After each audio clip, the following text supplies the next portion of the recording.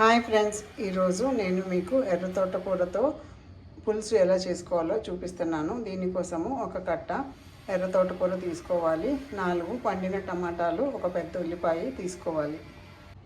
ముందుగా సరిపడినంత ఆయిల్లో పెద్ద ఉల్లిపాయలని ఇలా చీలికలుగా కోసుకొని వేయించాలి. కొంచెము ఉప్పు, పసుపు వేసి ఈ ఉల్లిపాయ ముక్కలు మెత్తగా అయ్యే వరకు మగ్గనివ్వాలి. తర్వాత 4 పెద్ద టమాటా ముక్కలు వేసి బాగా మగ్గనివ్వాలి.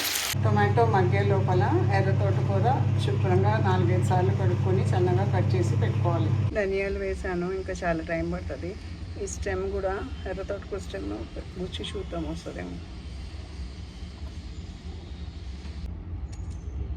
మొన్న గోంగూర స్టెమ్స్ అలాగే గుచ్చాను, ఇప్పుడే చిగుర్లు వస్తున్నాయి. తోటకూర మగ్గిన తర్వాత స్పైస్ లెవెల్స్ ఉప్పు కారం చూసుకొని డిష్ అవుట్ చేయటమే. ఈ పులుసు చాలా బాగుంటుంది. లూజ్గా కావాలంటే కొద్దిగా వాటర్ యాడ్ చేసుకోవచ్చు.